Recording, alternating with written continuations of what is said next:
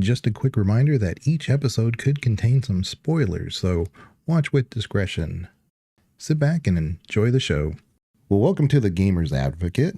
Who are we? Well, although we call ourselves the Gamer's Advocate, we realize that if you get like 1,000 gamers in a room, you'll probably get 1,000 different opinions about any one game, of course. But from the voice acting, the graphic designers, coders, writers, and producers, we respect all the creators of these games and the activity behind them. So we discuss topics within games that we find important and simply advocate on behalf or against some of those issues. And so we'll just do some quick, brief introductions. And my name is Legion. I have a channel on YouTube, Legion Gray, but I like to focus on lore myself. I've been playing games for a very, very long time. I think I'm the eldest of us. But I think in 1984, I believe, I was playing Mickey's Space Academy Space Adventure game. It was on a Tandy PC. And that was the first RPG I ever did. And then my cousin had an NES. Well, we had Ataris before that, but I had an NES and I played Zelda. Just absolutely fell in love with RPGs at that point. But yeah, I've been playing games a long time. So I wasn't playing like emulators or anything like that. Those were the OGs. They came with the the battery on the inside of those NES cartridges because they couldn't hold a save for too long and they would die. So anyway, that was way back when. But Banana, let's talk about yourself a little bit. I'm Banana, a also huge RPG fan. Pretty much my favorite genre of games. I think my first was probably Final Fantasy VII, and branched out from there. But yeah, I still stick to, I guess, retro gaming. For me, it doesn't feel retro, but I think that's technically what the category is. And I usually find something to complain about. You also have your own Twitch channel, Banana Hammock Republic, actually. I do. It's very inactive, but it exists. Banana is well loved among the community. He's got a really great following. So, what about yourself, Com? Let's talk about yourself a little bit. Yeah, so you'll find me as well as AMKomnenos, and you'll find I've got a Twitch channel under the same name. Much like Banana, it's incredibly inactive at the moment, but it does go through the occasional spurt of activity, typically when some sort of new Soulsborne game does get released. I started gaming when I was probably about 3 or 4 years old, and this was mostly on the ZX Spectrum. The first game that I can really remember playing was, much like Banana, Final Fantasy VII, which is one of the few games in life that I do still play routinely and regularly. Tends to get a playthrough about once every 1 year to 18 months. I've got a big black spot in my gaming history where I didn't game at all between about 2012 and 2019.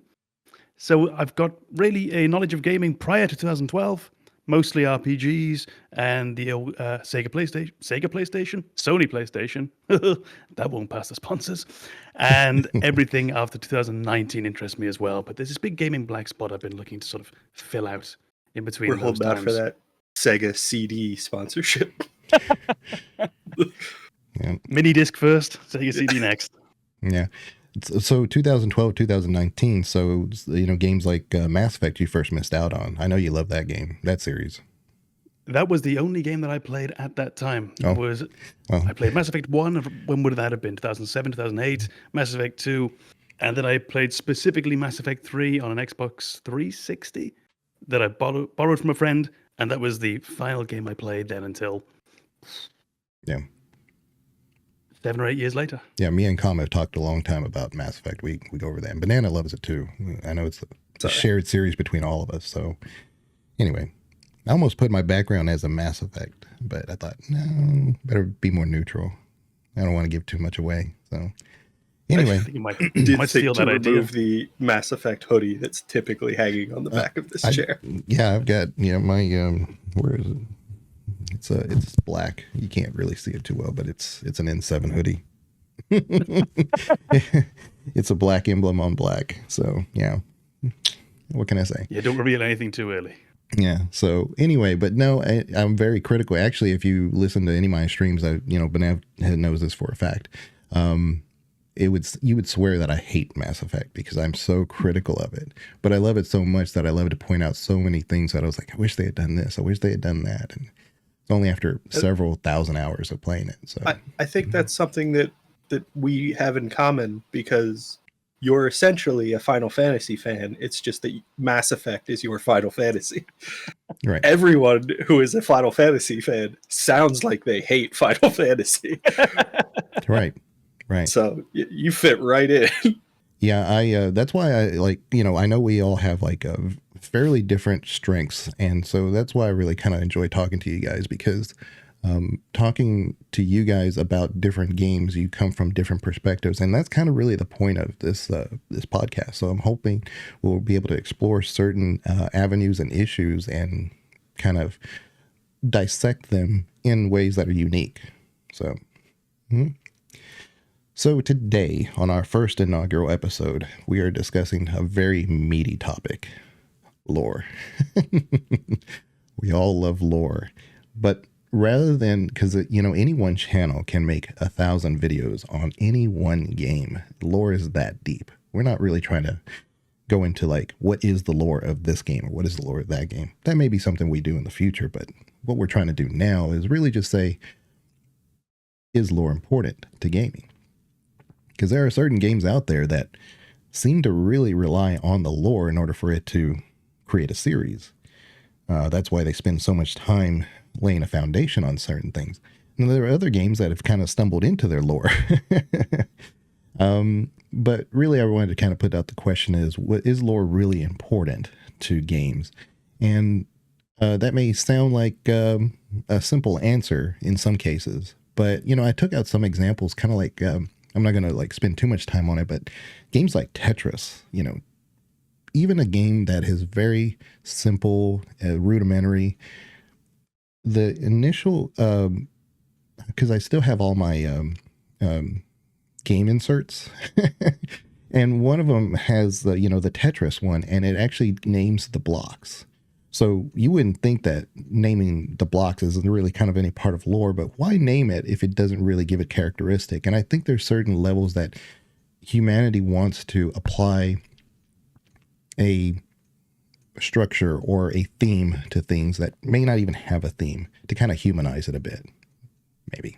I think that's fair. I think there's a kind of a psychological element where, especially kind of as kids, we project almost a personality onto inanimate objects, onto things that will play a role in our life. And if you're playing a game for hundreds of hours, you're going to feel a connection to content in that game, even if it's just groups of 4 blocks. You're going to get excited when you see that 4 vertical or that's called hero, collinear block. I don't actually know what the name is, but he's called Hero.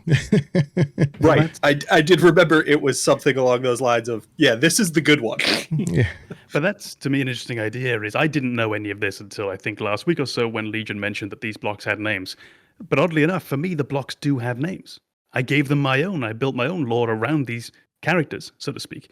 Now, I never called the 4-line one Hero, but that was, for me, that was Savior. Mm-hmm. That's what you always call it. The straight 4 inner line is Savior. Then you had the 2 that were the 2 across, 1 up, 1 across. That was 1 and 2. You get the 2 inversions. I think that was Cleveland Z and Rhode Island Z. 6-year-old Cobb yelling this. Mm-hmm. Over the years, their stories have evolved. Yeah. But this was the absence of lore, oddly enough, that I knew about, was then replaced by a lore that I artificially created and put on top of that. Soulsborne players, you do a lot of this too. I think that's an interesting idea, is even when it's not there, you might add it in yourself and fill in the gaps. And I think there were developers in that time who recognized the importance of lore, but also didn't commit to a lore of their own and let players kind of piece it together.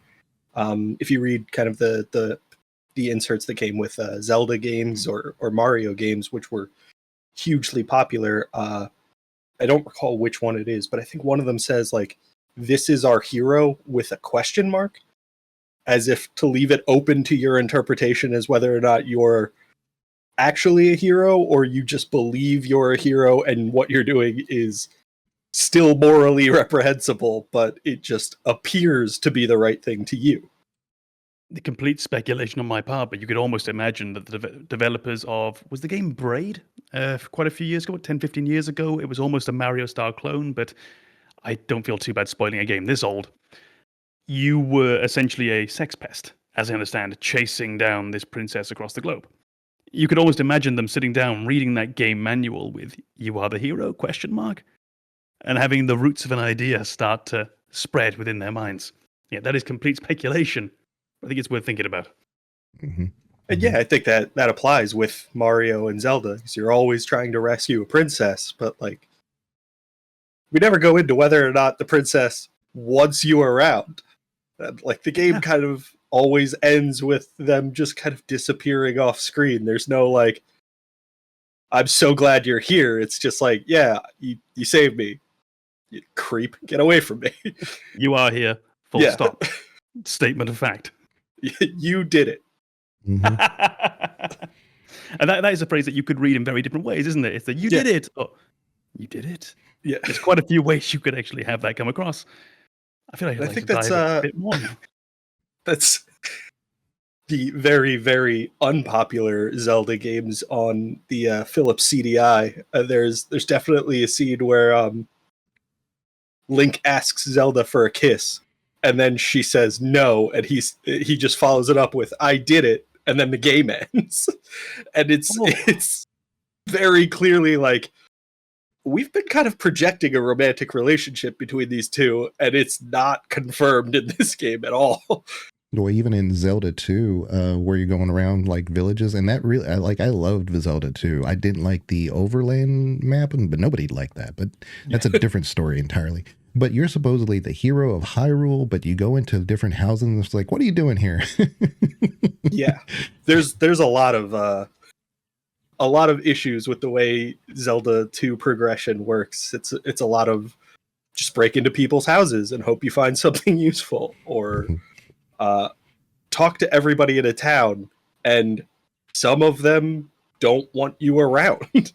Yeah, and you were talking about the inserts too for the Zelda, and that's, I totally remember that, because I remember flipping through that. I was like, what is all? And then you would read things like Nintendo Power magazine that even gave you a little bit more information. I was like, I don't remember hearing about any of this in the game necessarily, but it's their writers were creating a lore that, you know, didn't exist in the game. So, and I think the first issue of Nintendo Power came around the time of Zelda 2. So the first Legend of Zelda game, Link doesn't even have a name. You're just a hero. And then the Adventure of Link comes out, and he's Link suddenly, and they're starting to build a lore. And it's supplemented by Nintendo Power. And honestly, I don't know if it's possible to play that game without Nintendo Power or a walkthrough. I'm fascinated by that idea of there being essentially lore in the or not accompanying magazine, but in an entirely separate medium. Something that we would critique quite heavily today when companies do this. I can think of a major series that I'm a big fan of, Final Fantasy right now. The Final Fantasy VII Remake, you do have other media going along with it. You've got the mobile game, which occasionally is producing parts of story within the mobile game. And we would look down upon that quite heavily. And yet we talk about this from the past, the lore essentially being unveiled in a magazine in a very different time. In a very, very different time. And I wonder how we would look at that now if we decided to do that today. It seems like we keep coming back to Nintendo. Nintendo has done this quite a bit, because I know with Metroid had a very loose lore, and I loved Metroid. Metroid is definitely, like, as much as I love Zelda, Metroid is 10 times more on my list. But the problem with Metroid is that its lore history has fluctuated so much over the years. And it wasn't until years after when they actually created a Japanese comic that kind of solidified the lore and retconned some things, but it actually made things better. So a lot of what I know is coming from their actual supplementary things rather than just the games themselves.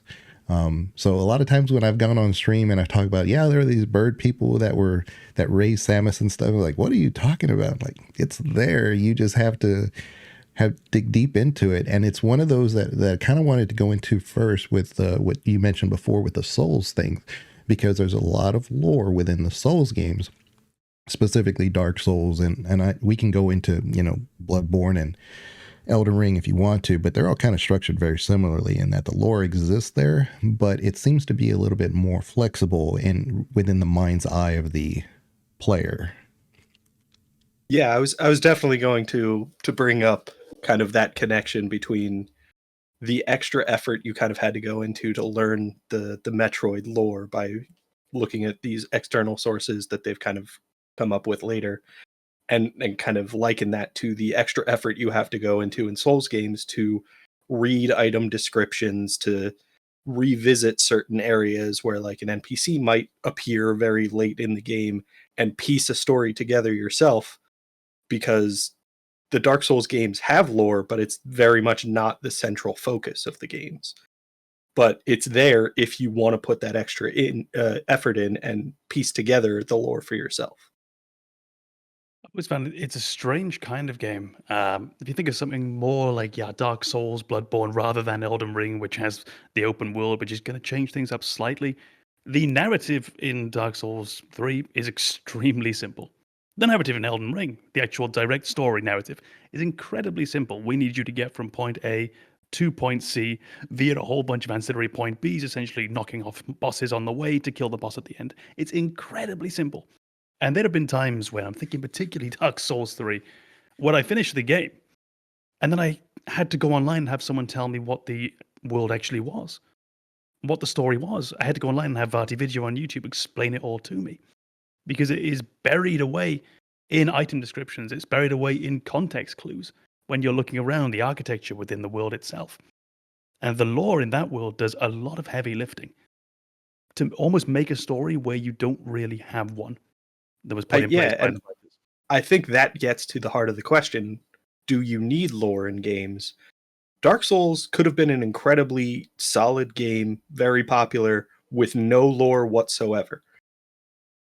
It's very much about the gameplay that I think brings Dark Souls appeal to most people. I think adding lore to the game makes it a much more complete game and gives people the opportunity to find other ways to enjoy Dark Souls other than just beating the game. So I don't know that you need it to make a successful game, but I think it's pretty clearly shown that adding it, assuming you do a decent job with the lore, can only improve your game. If you add lore that doesn't make any sense, looking at you, Star Wars, it might get in the way, but I think giving players the ability to connect with a game in terms of gameplay, and then also connect with a game in terms of this world building and this story behind the scenes that might not be evident through gameplay, just creates a much more complete game. I wonder if you could almost maybe imagine that there were sort of three pillars. And imagine each one of these pillars was worth 10 points. Okay, so if you do 10 points in all of these three pillars, you make 30 points. So let's imagine that you've got one pillar and that pillar is story. You've got one pillar and that pillar is called lore, and you've got the third pillar called gameplay. A game has to do something good in all of these. So if you've got a 10 in gameplay, you've got a 4 in lore, you've got 2 in story. I'm kind of thinking along the lines of Souls right now, honestly. That's 16 out of 30 overall. That's not bad. That's not bad. You need something out of those three that's going to pull you up. And then you might find a truly great game where you have outstanding gameplay, outstanding story, and outstanding lore, and that's going to be well up and above all of the others. Yeah, and I think where you prioritize those is a matter of taste. Like my favorite game, I would say gameplay-wise, gets old very quickly. I'm a huge Final Fantasy Tactics fan, and the tactical gameplay is done very well, but it gets very repetitive. You're doing the same thing in every piece of combat, but the lore and the story is so engaging that I've gone back and played a repetitive game 25 times over the course of my life. So it really comes down to what you as the player prioritize. And for me, having mediocre gameplay is redeemable. Having no story is not. So I will typically prioritize games where the gameplay might not be exactly ideal, or there are some issues, but if there's world building and a solid story, I'll still find a way to enjoy it.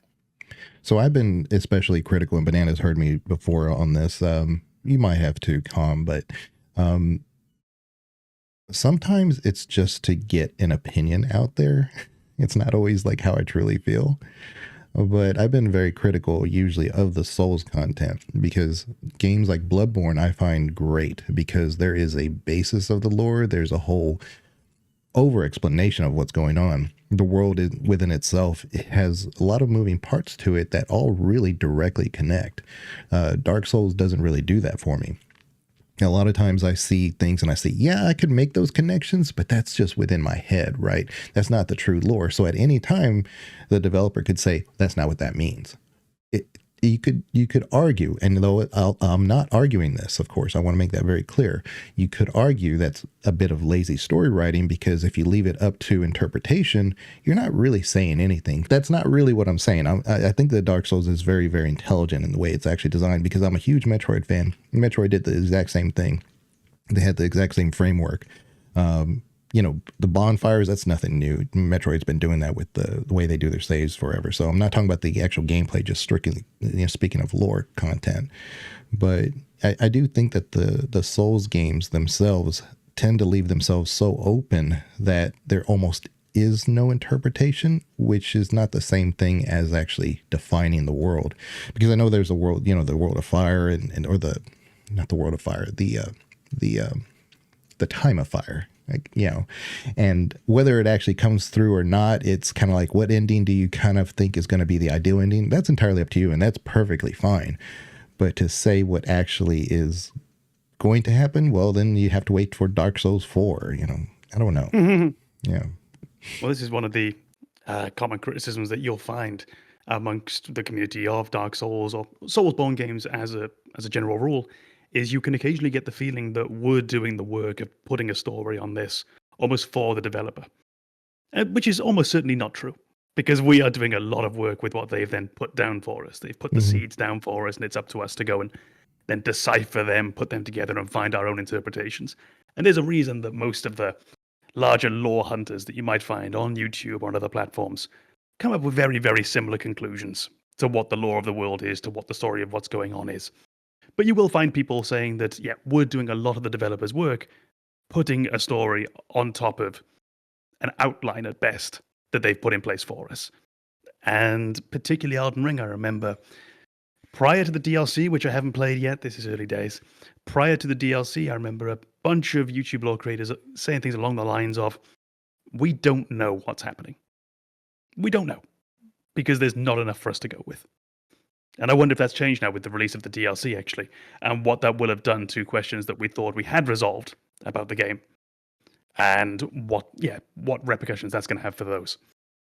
Yeah, I think that's something you'll notice with a lot of games that kind of leave an open element. And I think one of the games that I think Legion and I have a great fondness for is the original Baldur's Gate games. And Baldur's Gate does a great job of telling a story, but you can customize your character, which means your story experience will be very different from every other player. And Baldur's Gate has a canon story. I don't care for it. I like my version of the story over the version that I'm told is the correct version. And I think for games like Baldur's Gate, leaving that open element and kind of fixating on canon points of the story is a better solution than saying, this is our canon hero. I believe his name's Abdel or something like that. And he's, a human fighter, and he's super boring. And I'm sure if I really dig into it, there's a personality there, and he has his own wants and goals and everything. But that's the appeal of Baldur's Gate for me, is creating the character and kind of projecting my own thoughts, my own goals, my own aspirations onto that character, and then playing through the story that way. And then going back and creating a whole new character with different wants, different goals, different priorities. and experiencing the story again. So I think there's an element of value to leave it open-ended in certain points, but the victory over Saravak is a fixed point that every character will experience, regardless of how you build the character. And I think that's a lot of why I continuously go back to Baldur's Gate, because it was a very well done series, and then they established a canon version of it, and I just have to ignore that in order to continue my enjoyment. Well, to alleviate some of that, or to hinder, I don't really know. I'm just going to say it. But the novels that came out for Baldur's Gate back in the day, the author didn't know anything about the game. So they're not canon. So even though they do reference it, it's not really a canon information. He really truly didn't know anything about these characters. And so they kind of, they were real hush hush about it. But a lot of it back then, they didn't really know if the game was going to, blow up or not.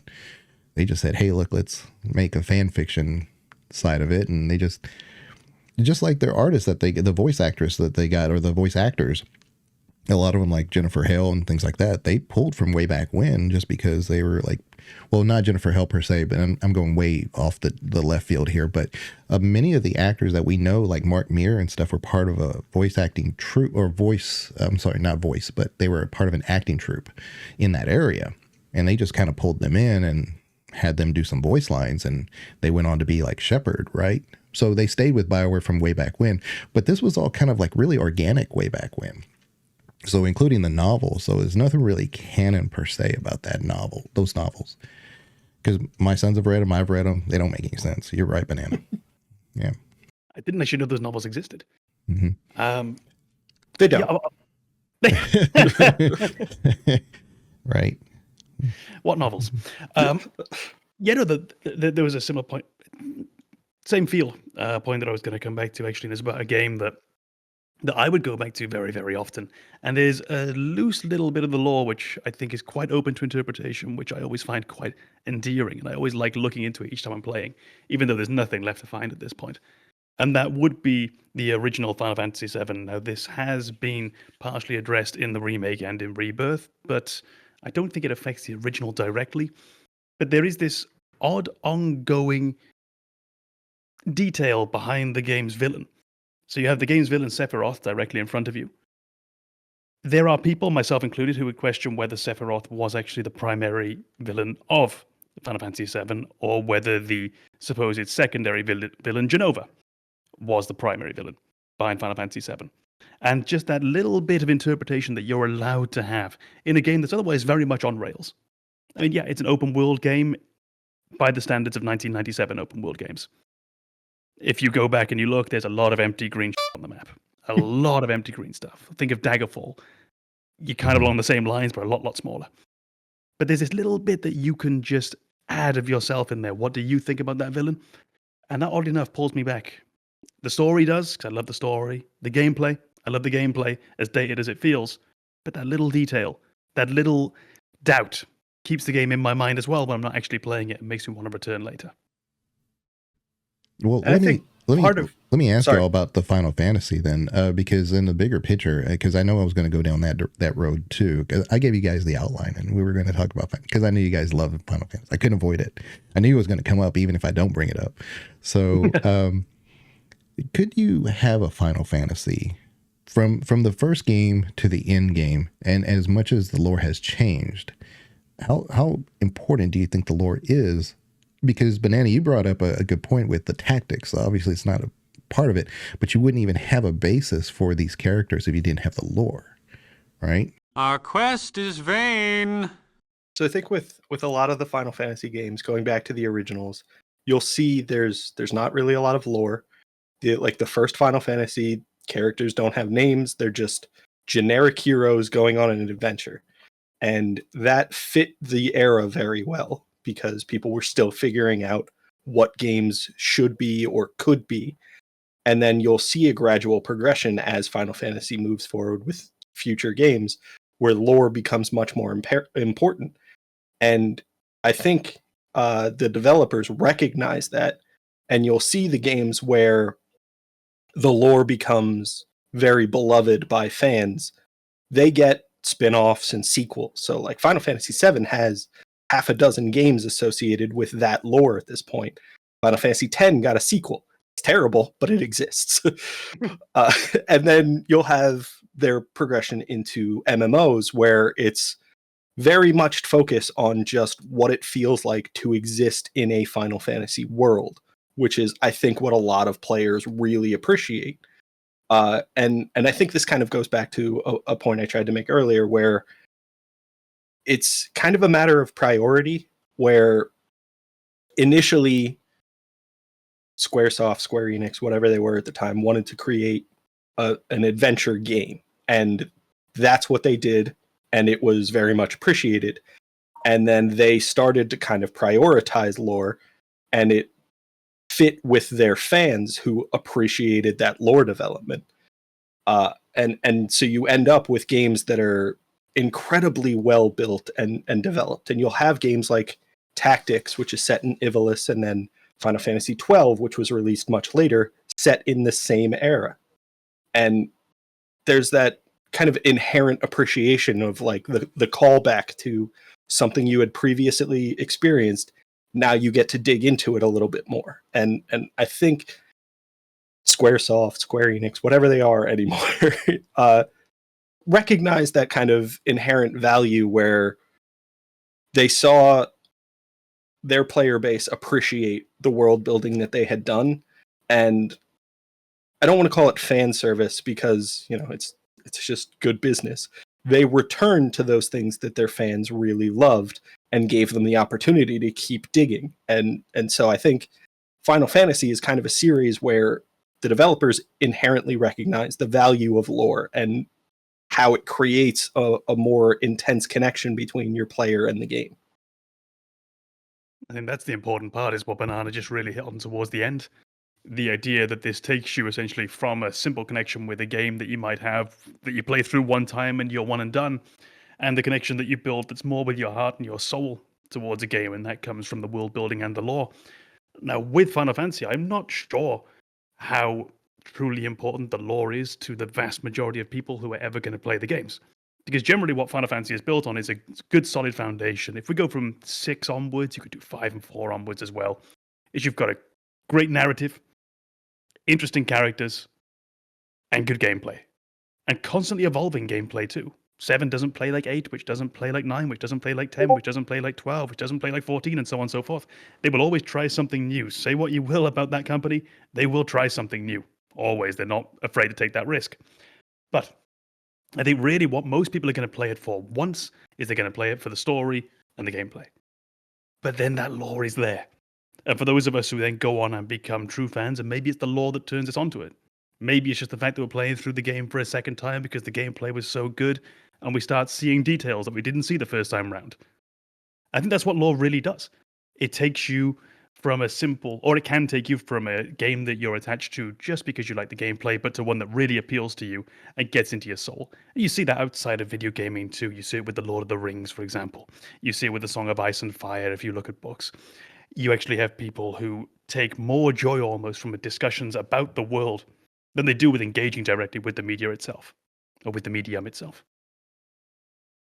Yeah, I think you pointed out something that's very important to note, is that the story of a game is hugely important for your first playthrough. If you go to replay a game, you already know the story. You know how it ends. The lore is kind of the added benefit you get by replaying. So you'll play through a story, and having played through it already, you can appreciate elements of the game that you wouldn't have recognized the first time. And this kind of world building and lore development is where you find elements of the game that are continuously engaging, that give you a reason to come back and play through a story you already know, and go over gameplay that you've already experienced. And it really gives you the opportunity to appreciate a game that you've already beaten, but kind of give you that feeling that it's not complete yet. You have to keep going. Oddly enough, I was about to say that almost the lore is the cherry on the cake, if you will, but I think it's not. It's the other way around. The story in that first time playthrough, that's just the cherry, and that's where you start. And then afterwards, there's this whole lore cake beneath it that you've got to dive into. The story is going to give you your 30 hours with the game, or whatever it might be, and then that lore and that world is going to give you the hundreds of hours, possibly into the thousands, as we all know, that you might put into some of these games. And it comes from, it comes from the world, it comes from the lore, rather than that first time narrative or the gameplay. And I think that kind of ties into a game development idea that people really appreciate. And I mean, you could see it as early as, Super Mario Brothers, and that is secrets or Easter eggs within a game that kind of ties directly into lore. So like if we go back to Final Fantasy VII, which Com and I have played dozens of times at this point, you can you can enjoy that game and not experience everything in your first playthrough. It's not until you dig into it and go exploring in areas that the game doesn't force you to go to. It doesn't even really tell you about. You want to go back to Gungaga with Tifa and Aerith, knowing that they have a connection to someone there. And when you bring them in your party, they talk to Zack's parents, and you get to see that backstory that you wouldn't have gotten on a blind playthrough unless you just happen to have them in your party. And I think that's kind of where game design and lore mesh together to create like an encouragement for game developers to build lore, is to say, yeah, you can have the gameplay experience, you can have the story, and we'll do what we can with that. But if you really want to appreciate everything the game has to offer, we have to provide you with some benefit for going off the beaten path and digging into it more. And I think Final Fantasy VII and all of the Final Fantasy games, to an extent, really do that very well, where there are optional kind of side quests or directions that you can go to learn more about the world and to get a more complete experience from the game that you could have beaten already. I think that's, oddly enough, I can think of 3 of those moments off the top of my head from Final Fantasy VII. These were all moments that I probably didn't even see on the second playthrough. Because when I was playing this game, I was 9, 10 years old for the first time. And my second playthrough, I was probably only doing because it was the only video game I owned. So I just played the narrative again, just go through. Maybe the 5th playthrough, 6th playthrough, when all of a sudden I accidentally took the submarine one way and I found Lucretia's cave. All of a sudden I accidentally went back to Nibelheim and went to the Shinra Mansion basement and got that narrative again of Zack and Cloud in the tanks. And then Gongaga. And these were all things I picked up on the 3rd, 4th, 5th, who knows how many times it was the playthrough of. And weird enough, they've stuck with me more than a lot of the narrative has. This little extra special thing that I felt I'd been rewarded for not even going and looking for directly, but for stumbling across by myself. And I think specifically with Final Fantasy VII, just the character of Zack almost doesn't exist in a straight playthrough. But you can get Zack's almost complete story if you put the effort in. You might need to follow a walkthrough because it's not super obvious, but it's there. And I think that is enough to say that, like, this character that is ancillary to the story and doesn't really develop it much on your first playthrough does play a significant role in the backstory that leads to all of the events that you experience. So they recognized immediately, like, why build a character and then not develop them? And so they do develop Zack's character. You have to put in extra effort to experience all of it, but it's there. And that's the important part. The part that it's included in the game, and it's not, go look it up, we'll write a book later, or we'll make a comic, and then we can, flesh out the story a little more. It's, they wanted to create a complete world and recognize that every character in that world has their own story. And it might not directly affect you, but it does kind of affect you. I think that's really the perfect summation of it, is the idea that you have this character, and they don't really affect the story except for 30 seconds, 60 seconds, directly the narrative when you're in the live stream. That's it. But they do affect the world. And they are essentially a trigger for almost everything that takes place that you don't need to know about. But if you do, it really enhances your, or will likely enhance your appreciation of the game itself. And that's the beauty of it being the lore. Yeah. I think there was something certain organic that happened with all those games back then that, obviously have become very beloved and replayed over and over and critiqued over and over. That doesn't happen nowadays because it's really hard to come up with an IP nowadays and hit all those things that the old games did successfully. Because back then, I do believe that they focused on gameplay first and foremost. Graphics were just what they were. You only had what you could make back then, obviously. So if it was a pixelated game, it was a pixelated game, whatever. But gameplay always came first. And then when you add certain things like what you mentioned before, Banana, with the Easter eggs, well, okay, so why does that exist? You can't have an Easter egg if it doesn't actually exist in this universe, and you have to start tying those things together and saying, that's inadvertent lore. And so now you are world building, even though it's an Easter egg. And it's really interesting that you brought that up because I find that quite often in all those older games. Samus. I keep coming back to Metroid because I love Metroid so much. Samus. Don't worry, we're going to keep going back to Final Fantasy. You're good. I've already got more Final Fantasy in the chamber, so go ahead. Samus, of course, we don't even know that that's a female protagonist unless you play it at a certain speed to in-game. And so it's one of those, it was an Easter egg. But why is Samus a female? Right? There's all these things, and they never, answer those questions in the original games, of course. But it's there and it exists. And so when you unlock certain things within the world, you have to be consistent with that world. And now you can build upon that. So now my point here is that with developers nowadays, I think it actually is very difficult to put tons of millions of dollars into a new IP and say, we're going to do it just like Final Fantasy did it. We're going to do it just like Dragon Age did it, or Souls, any Souls game, and how they did. We're just going to hopefully copy paste with what was successful to them. And I think what was different was that, of course, they had a basis of that didn't come from that angle. I think they came from gameplay first, and then they built lore with it. They kind of wove it in. But I think lore is incredibly important for a lot of these games that we're talking about. You also find games where the lore is, you wouldn't expect it to be important, but it can just provide a lot of color, a lot of flavor. And it might be an odd choice, but I'm thinking of Helldivers right now. If you've played it, there's just one little detail that I really like. So you start the game, you create your character, you go through training, you drop onto a planet, you end the mission, and we'll move on and we'll start playing again. Now, I've created my guy, I've chosen what armor he's going to have, and then all of a sudden, I drop into a planet. My guy sounds like a complete fucking rookie. He's screaming, he's shouting, he's panicking. He drops in, I kill some bugs, I kill some robots, all of a sudden I'm dead. It's a shame.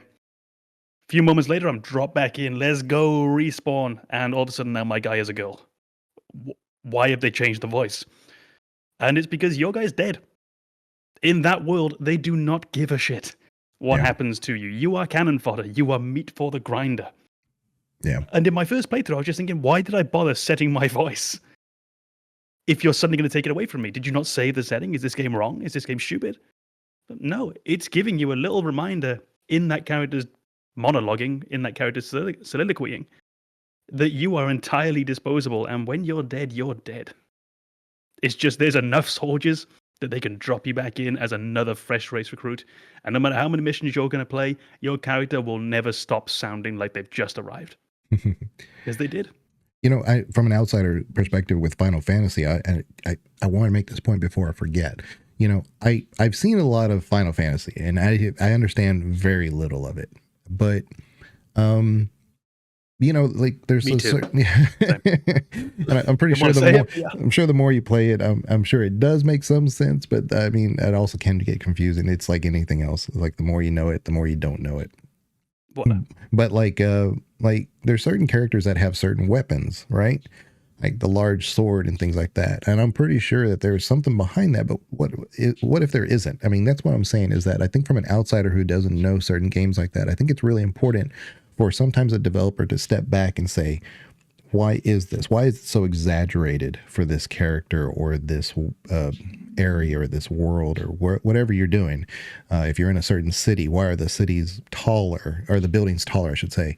And why is in this other city, in this other region, more of like a mud hut area? Is there a reason for all this? And I think that's something that doesn't hurt to kind of explain in their storytelling. I think you're kind of hitting on an element of game development there with Easter eggs and kind of digging into these elements of lore, where lore almost represents the passion of the development team in my eyes. So you'll have a team that's making a game, they'll build it on the gameplay, like you said. That has to be a priority because that's how you market a game. If your game's not fun to play, people won't play it. And you'll build a story if it's a story focused game. And if the story's not there on a story-focused game, people won't play it. But lore isn't how you make a marketable game. Lore is how you make a game that people care about. And that's very different. So in things like Final Fantasy, where you'll see these characters and they have very odd designs, they're very unique, it's immediately engaging. But if you don't dig into that, it's just kind of a strange feature. So Barrett in Final Fantasy VII has a gun on his arm. He's not holding it. It's grafted to his arm. And immediately you're like, what is going on? How did that happen? And it's not until like midway through the game that they dig into how that happened. But it's immediately like, oh, I now have a connection to this character because there was an element that I immediately recognized that was slightly odd that I was curious about, and the developers dug into that and provided me with a backstory. So now I see that not only does this character have this unique aspect, but there's an emotional story behind it. And the fact that this is a body modification means it's a permanent reminder to him of this emotional story behind the change. And I think that's where you get into the developers really caring about what they're doing. You can have a game that's pure gameplay, no story, no lore, and it feels like kind of like what you had said earlier, a copy paste, just kind of off the shelf, let's get paid for making a game. And it's in the games where you have this lore development, you feel like the developers were more connected with what they were doing because they wanted to build beyond what the bare minimum was. And especially with Easter eggs, where, say, in Final Fantasy IX, there is a callback to Final Fantasy VII. There's a reference to Cloud, and there's I think the character says something along the lines of, I remember someone with spiky hair who used to carry a large sword like this. And it might feel like fan service. It might be like, hey, let's acknowledge our previous success with Final Fantasy and engage fans of that game with Final Fantasy IX. But I think there's an element too of it might not be the same dev team for Final Fantasy IX, but they're a dev team who recognized the greatness of Final Fantasy VII, and they were engaged with that game as well, to the point where they wanted to acknowledge it with their own game. And you'll see a lot of Easter eggs like that in these long game series, where the developers will call back to something from a previous game that gamers who have played through the entire series will appreciate. And it kind of builds that connection between the developers and the player base, because you're all fans. Like at the end of the day, the developers want to make a game that they care about. They want to be fans of their own game, and the player base wants to be fans of their game. And that's kind of a commonality that brings people together. And I feel like that's why I've always kind of tended towards games with this lore development. It's because I can see from my point of view why I would care about this game if I were working on it directly. I think that's just And that's one of the elements of Final Fantasy that I always kind of enjoyed. There's always a guy named Sid. Yeah. That doesn't have to be a thing. You could abandon that. There's always Biggs and Wedge. You could let them go. Nobody Nobody needs to dig into that. That one even comes from one further, because isn't that inspired by Star Wars? Wedge and Biggs? Biggs and Wedge were Star Wars characters, and after Star Wars was released, they're in every Final Fantasy game.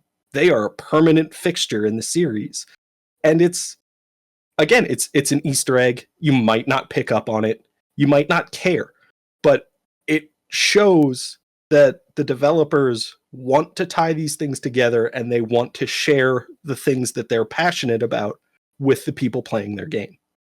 Well, I think if you choose not to take a cynical view of it, then you've pretty much hit the nail on the head with what you were saying at the end there, which is even if you don't care, it shows you the devs do. It shows you that they've invested that little bit of time, that little bit of love that you probably want to see. And it's always going to feel good. And the other example I was thinking of would have been from the Elder Scrolls, where in Elder Scrolls 3 at the very, very beginning, in Morrowind, you arrive to this new island of Vardenfell, I believe it's called, and you're rooming with someone else who's on your ship. And this person is essentially a no-name character. You meet them for a few seconds. They do the raspy voice hello that you have to have at the start of an Elder Scrolls game. You go off, you do your character creator, and you never hear from this person again.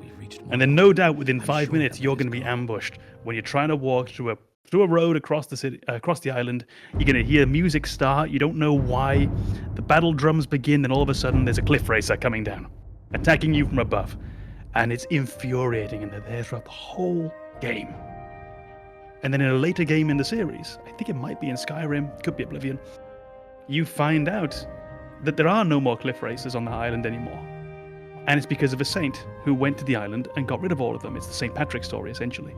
And that saint is the person that you arrived with on the boat in Elder Scrolls 3 Morrowind. Mm-hmm. It's St. Jub, I believe. St. Jub. Yeah. Mm-hmm. And that's beautiful. It's just a tiny little touch. And if you didn't play number 3, you don't really know what You're cliff races are. awake. But it's a little touch if you do know who that was. Mm-hmm. That can really just pull your mind back and might even make you want to play Morrowind again, just to hear his voice, just to have that first moment.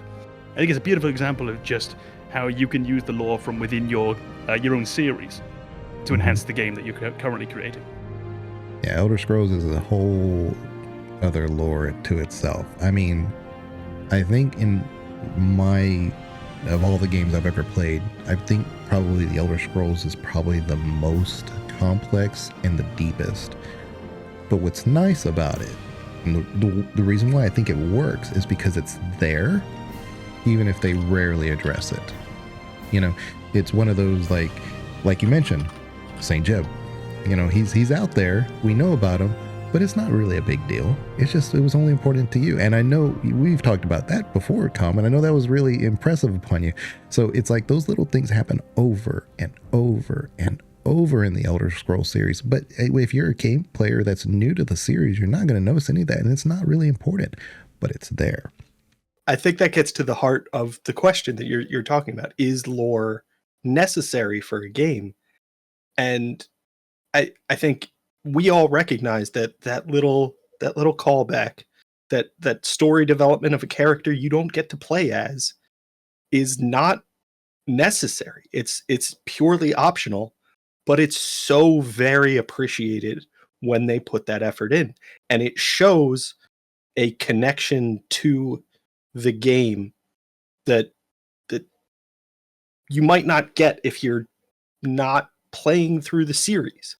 So like, as somebody like I got into Elder Scrolls with Skyrim, so I didn't know any of this, but it really reflects on the developers to put in that extra effort to not only have done their homework on a previous game that they may or may not have worked on, but to include a story element even like that's just kind of generally suggested. It's not a huge part of the new game's story. You don't even need to learn about it, but it's there. It just shows that kind of like it elevates a good game to a great game. You have developers that feel that connection with the content they're creating, and it reflects in what you're getting.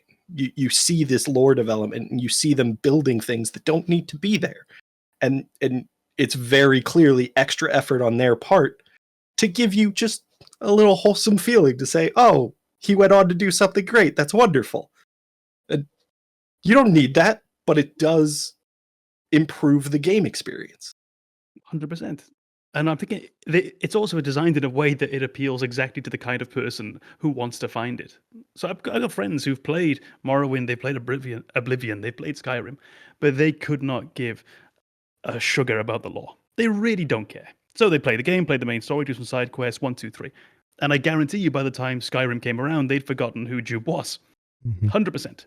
However, they also didn't read the books in Skyrim then, which would have had that reference to him. So they didn't know his name, and they never read that snippet in Skyrim which said this was his story. But for those of us who are inclined to go back and play a game for a second time, third time, have that character begin to stick in our mind, I'd imagine we're probably the kind of player as well who's actually going to read the in-game books, read the in-game notes.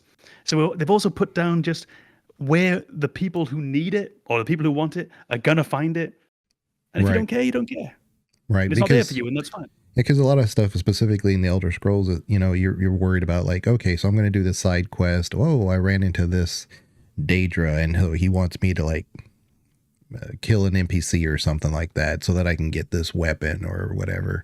And you're really focused on, okay, so it took me down this line, so I know of him, right? And so this is what I got out of it. But that goes down the whole line of, now there's Daedra. I know they exist, right? But then you read about Aedra. Well, who are the Aedra? And then you start going down this rabbit hole. But again, you're not required to know who the Aedra are to know that Daedra exists. But again, it's there. And that's what I really appreciate about it. And that's what's so different about the Elder Scrolls lore. And like I said, it's just for my 2 cents. But I think it's probably the most complex lore out there. And to try to keep track of that. And so I'm not shocked that it's taking Bethesda so long to make the next Elder Scrolls game, because you can't just make a game like that with so deep in lore, and because you're going to have a quality review team that knows all this stuff. But I mean, you got to appreciate that. So lore makes story focused games wonderful because you start to piece together why things are happening, and you start to see influences of things that are not directly presented to you in the game. And it makes for a much better story. And then you move on to the next game in the series, and if it's not consistent with the lore they've already established, you're like, what the hell are you doing? Like, do you not know your own game? Just go back and play it again, and then make the next game. Yeah, they retconned it. Well, why? Yeah.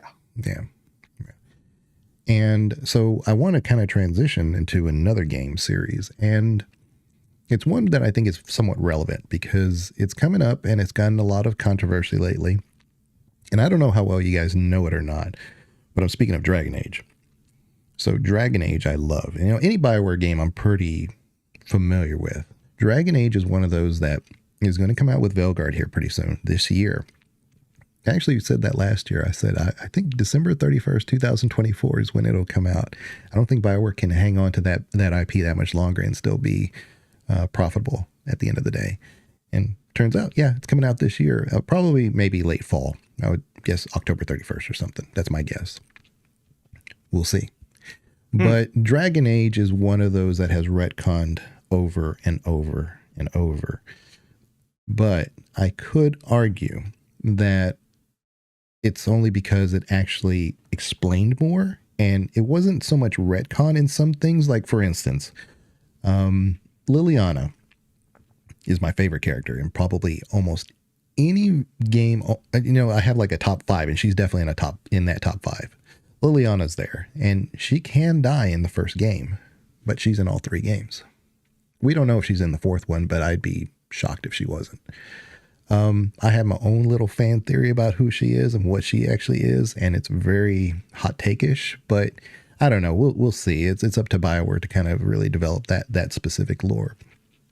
But Dragon Age actually is coming out here pretty soon, and it's really interesting, some of the opinions about, like, well, BioWare has lost their way. They don't, they're not the same developer. Well, they're really not. I mean, I don't think there's very many developers from the original Dragon Age Origins that are there now, but I think the story is the same. And I think a lot of people who have played Dragon Age have fallen in love with the story, and they really do appreciate where it's gone, because 1 is not anything like 2. Origins is nothing like Dragon Age 2. Dragon Age 2 is nothing like Dragon Age 3 Inquisition.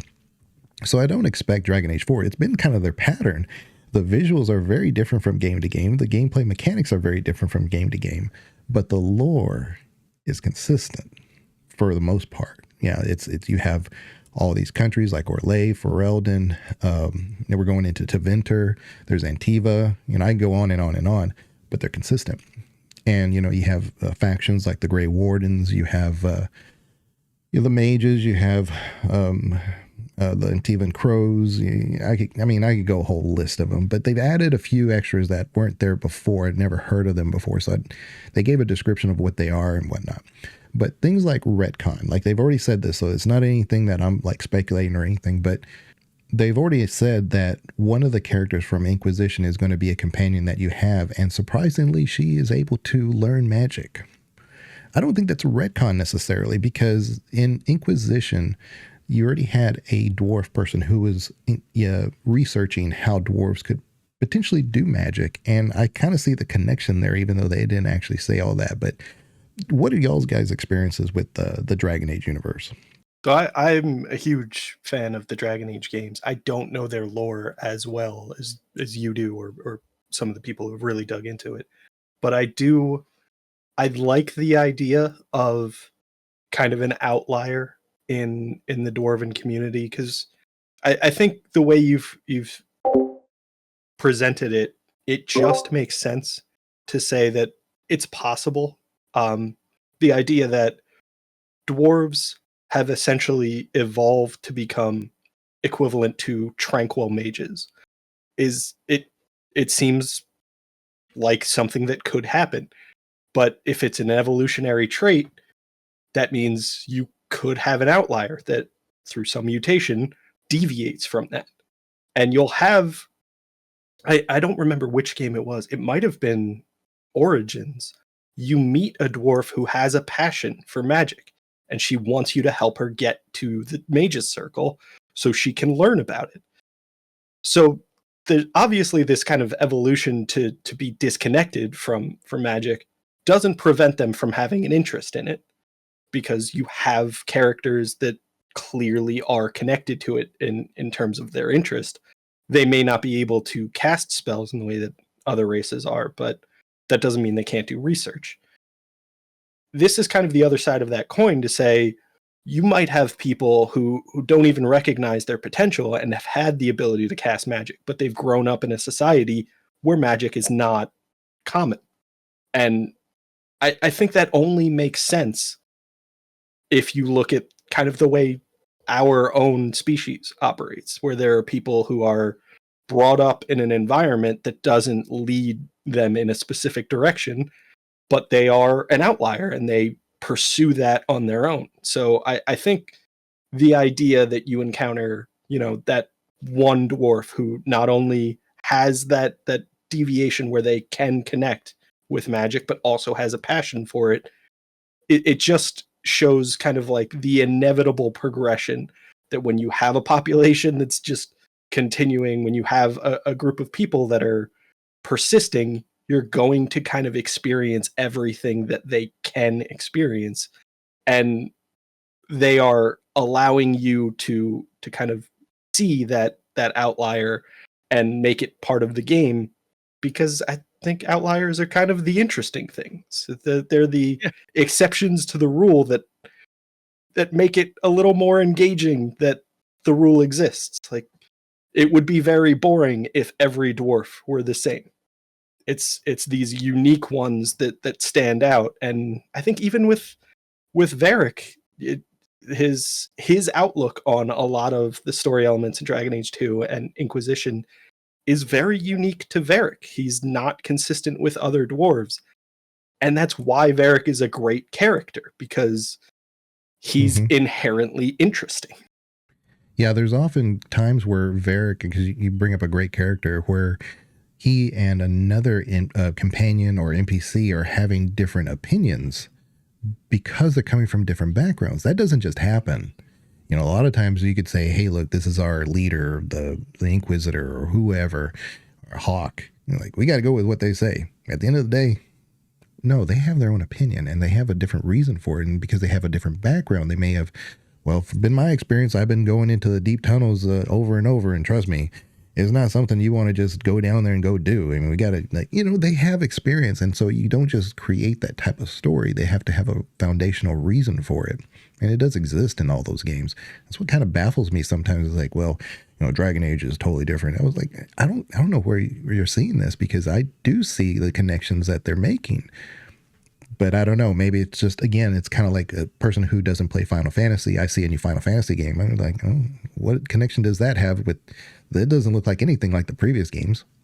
I'm not going to play it. What who cares what I think?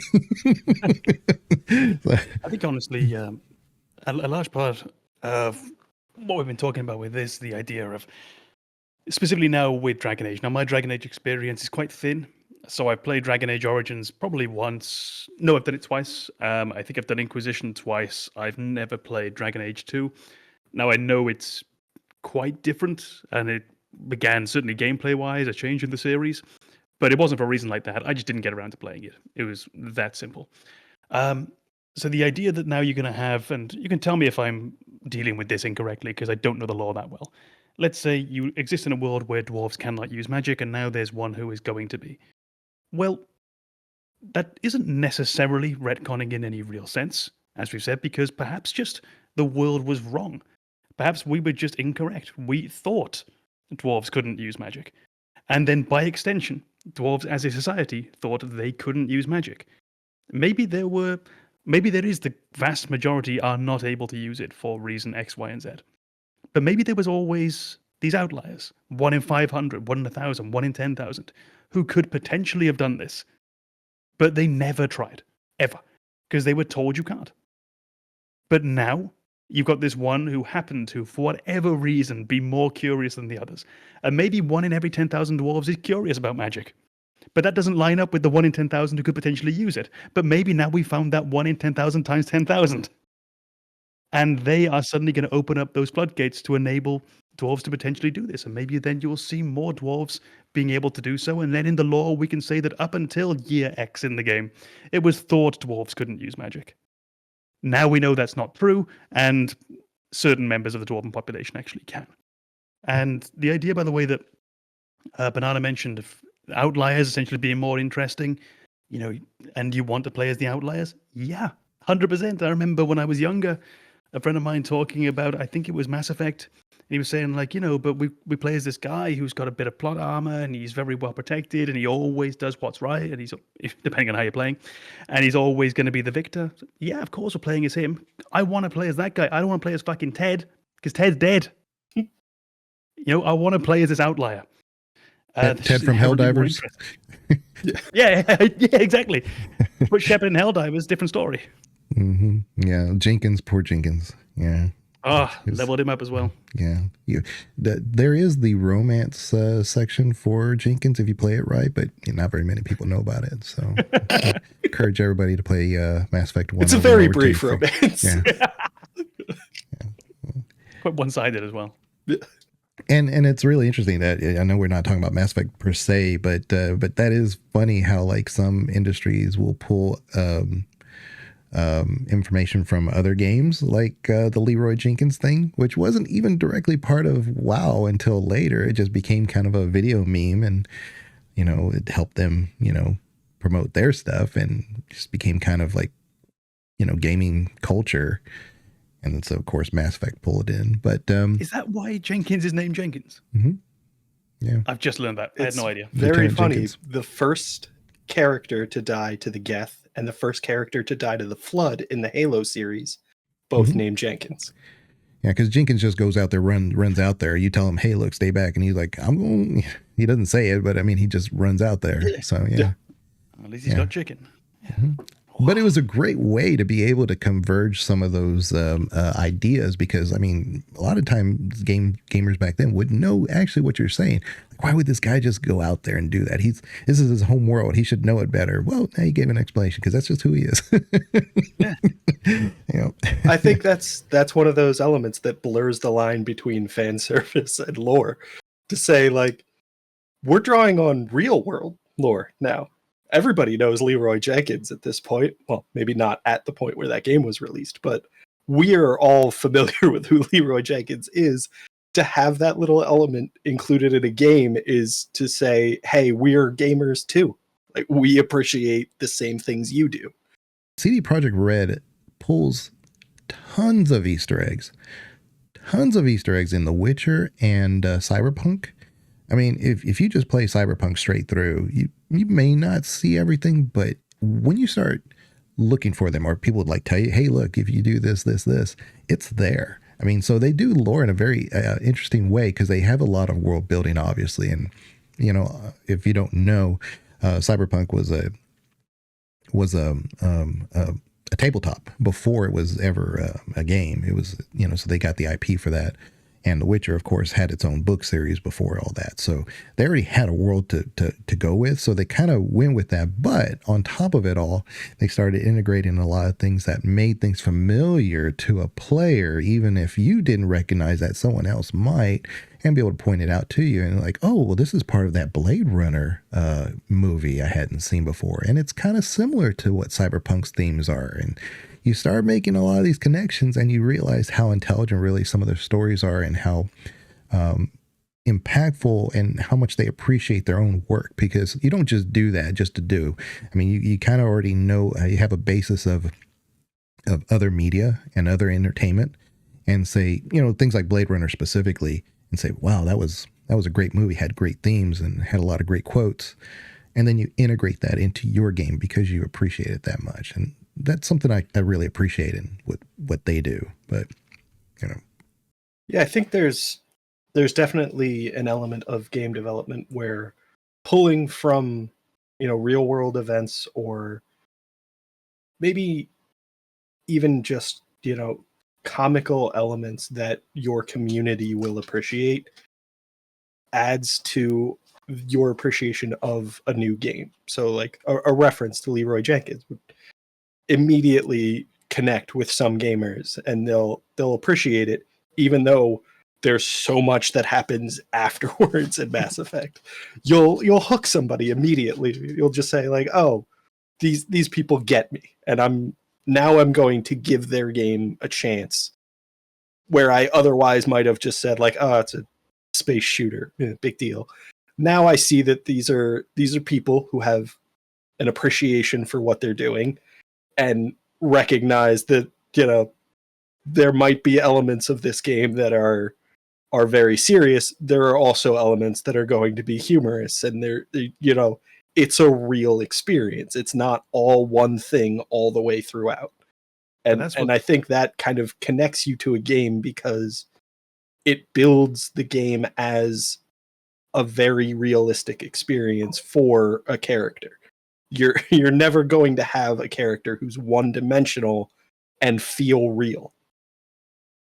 And I think that is reflected in the way that the game's story and lore is presented. Is if your character is multi-dimensional, there's usually a reason behind that. And it might just be that, you know, Shepard liked WoW or something along those lines. Obviously, that's not exactly how it played out. But is something as simple as that, is giving your character a little bit of backstory that connects them to something that's not directly shown in your game, makes them a more complete character. And it makes you as a player more connected to them, because you see them as a character and not an empty shell for you to control. I think you really got something good then when you were mentioning about it's sort of setting a tone that the game isn't just going to be dark. You're going to have these moments of light in there as well. And if you can do that in the first 5 minutes, if you go back, to the first 5 minutes of Mass Effect, you do get that. You get a lot of dark. Really a lot. And it could be a bit much. But you get those moments of levity, and if you know the Leroy Jenkins joke, then you get this little gag that's in there just for you as well. And it's, like you say, it's more complex. It makes the world seem more balanced. And it's more how life actually is. If you think of like the worst day of your life or the worst week of your life, something like that, even in that worst week of your life, at some point, someone probably told a funny joke. You probably laughed at something. And war is awful, but there will be these little moments when there's not actually anything going on and things are quiet and people are joking and laughing. I think one of the great things about Mass Effect was, oddly enough, the DLC that convinced me for DLC, which was the Citadel DLC. I think that's what it was called, for Mass Effect 3, where essentially you take 4 or 5 hours out from the main game, from the Reapers closing in about to end civilization, and you go on this goofy sci-fi adventure with your clone who's suddenly trying to take you down. And then you have a party. It's stupid. It's absurd. But some of my very, very favorite memories of Mass Effect are tied directly to the Citadel DLC. And that little moment of Shepard at the end saying the journey was the best. It's fan service to its core. And I love it. And you can't build that if you don't build the first 3 games. You can't have 100%. that DLC. 100%. You have to already care. Mm-hmm. Yeah, can you imagine like starting the party at the beginning of Mass Effect 1 with a bunch of people you don't know, like, hey, and you're goofing off. But, oh yeah, I'm talking about Andromeda, never mind. So, and like the beginning of Mass Effect, you have those brief moments of levity, although they're kind of almost unintended sometimes. And that happens. And it's, like I said, it's organic sometimes. Like when you first land on the planet and you rescue some researchers from this thing that they locked themselves in. They said, you might want to talk to so-and-so. He's over at the docks and he might have some more information. You find him because he somehow survived the attack because he was sleeping on the job. He's like, I go back there and I take a nap every once in a while. I was not expecting to hear that as an answer why he was back there alive, but that's one of those things that I don't know if they really intended for that to be comedic, but it kind of almost came off that way. But I have always wondered if that was a reference to the Space Quest series.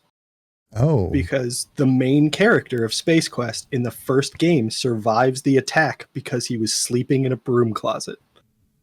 And then he proceeds to be the hero for 6 games. But this is it. You also trust that these developers are going to be so into their other films, other books, other games, their other media, their other sci-fi, that they may well have done that. Mm-hmm. And I think to you. That's a part of it. As game developers, they're likely fans of the gaming industry. And that means that possibility is there. I've never looked into it to confirm because I just like the idea that maybe it is. Yeah. And if it turns out to not be, I'm going to be a little disappointed. So I'll leave the mystery there. And in my own headcanon, that's a reference to Space Quest. That's one of those non-important lore things that you could make the connection and it doesn't hurt anybody. It's when the lore starts like world building and it's like, well, wait a minute. Hold on. Yeah, it's a little Easter egg just for Banana. I'll give you one that's not an Easter egg necessarily that I've shown it to a lot of people and a lot of people have longtime players of Mass Effect have missed. But if you look at Saren, at the first time you see him, he's got a Geth arm and he's already has that implant. Basically something's happened to him. And there is a certain lore that goes with Saren, with him and the Elusive Man. And I'm not going to go into all that, but if you look at it again, he's got a Geth arm. So he's already got a lot of Geth technology combined with Reaper technology. And that's really interesting because now that starts setting a precedent of him being indoctrinated on almost like a tertiary level. But a lot of times people just think, oh, okay, Saren, he's like the big bad. And you find out he's actually not just a big bad. And he's not even the big bad. But again, spoiler, sorry. But you look at that first scene with him and he's got that Geth arm and it says so much and they don't really point it out. You have to like play the game over and over and over to even see the difference. But it's essentially an example of show not tell, but they're barely even showing. at that point. This is we will show you this for you to come back and appreciate later. Hmm. Yeah, I think that's one of those things where it's kind of the mark of a great storyteller to say, I've thought through this story all the way through, and then I've returned to the beginning and looked at the elements of that story that should be there if it progresses the way it does. Yeah. That I probably wouldn't have thought of the first time writing this story. To say that, yeah, the ultimate reveal is that Saren is indoctrinated, or maybe his desires kind of line up with indoctrination. But regardless, there is this element of influence from the Geth and the Reapers that's always there. And you kind of have to decide where the line is for him. But if it's always there, then it's always there. And it has to be reflected the first time you see Saren. Yeah. So obviously there was a starting point, but that starting point is well before the first time you're introduced to him, because he's already taking action to support the Reaper's plan, so that either his connection to the Reapers already exists, or his desire happens to line up with their plan, and that seems a little less likely. Yeah. I think it's very nicely done in that regard as well, because essentially it's foreshadowing, isn't it? It's a very, very quiet form of foreshadowing that you're going to get later when you've seen where this actually goes. But also, they couldn't tell you more than that right now. The only way they could tell you more than that at that point is to full-on exposition dump you. It's the only way. Right. So they just use what tools they have to make it coherent with what happens later, but without actually having to draw your eyes to it or throw a bucket load of information directly at you. But as per policy, I have to also use that same example to criticize the game in saying, well, we did get to see the Geth. We know what they look like. If you put me in front of the council and you're going to berate me and take his side, look at his arm. Look at him. And they didn't bring that up at all, of course. But if it was me writing that story, I'd have been like, yeah, let that be an option. I think that's a criticism that's easily dismissed if you look at people. People see what they want to see. So believing that the council fixates on the positive elements of Saren, someone they appointed, they don't want to acknowledge their own mistakes. Right. So they don't want to open themselves to the idea that they made a poor decision and they are now dealing with the consequences of it, even if there are obvious signs that Shepard could recognize right away. But because the council has an investment in this decision they've made, they refuse to acknowledge it. Well, you could dive into a bit further if you really wanted to, where you could say essentially it's fascistic. You could say it's essentially a sham trial that's taking place. It's a sham discussion. They've gone in, they know what the situation is, they know what they've decided already, and we'll have a small talk before we make our very, very public what's the word? Pronouncement? Judgment. Statement? Yeah. Statement. Yeah, let's go with that. Yeah. And it would make sense for essentially what Saren is and what Shepard becomes. They are outside of the law. It's a very fascistic idea, the Spectre as a whole. So if you really wanted to, that could be your start into why Mass Effect is essentially just Starship Troopers. Mm-hmm. Yeah, I mean, but I've always looked at it and said, hey, that would only enforce that position of your opinion of the council and maybe future decision of what to do with them. But it's just, obviously they knew about it because they drew it on the page and they had it in the scene. So it's not like they didn't know it wasn't going to happen and what they were trying to do. So, but like I said, if it was me, I would have written that part of the scene. So that way you give the council the option to shut it down for you rather than just play ignorant. So you have more explicitly that they're clearly not willing to listen. Mm-hmm. So that, that makes sense. Yeah. I think that there is a line in that discussion, and I actually don't think it depends on which option you choose as Shepard. I think you're given 3 options, but what Shepard actually says is the same with all of them. You've already made your decision. Why would I bother arguing anymore? And I think it might seem a bit heavy-handed, but that's really the message they're trying to get across is you're right, but it doesn't matter. you Yeah. have to be right and convince them, and you're not going to convince them.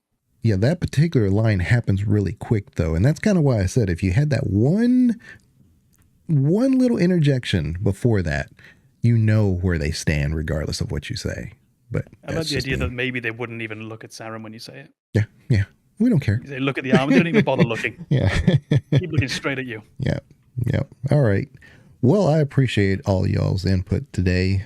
Like I said, I'm from the South, so I do say y'all. I apologize now in advance, but I appreciate all y'all's inputs today, and hopefully we have some more discussions here pretty soon.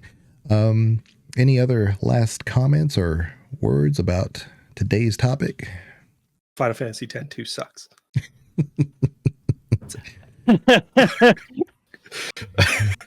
I was going to say Final Fantasy X sucks too, but that's not fair. That's not fair. No, I've just had a lovely time, so thank you very much for setting us I up. really enjoyed this conversation. Thanks for having me. All right. Well, we'll hopefully get everybody. Ooh, I got the dogs barking and everything. So we'll see y'all back soon.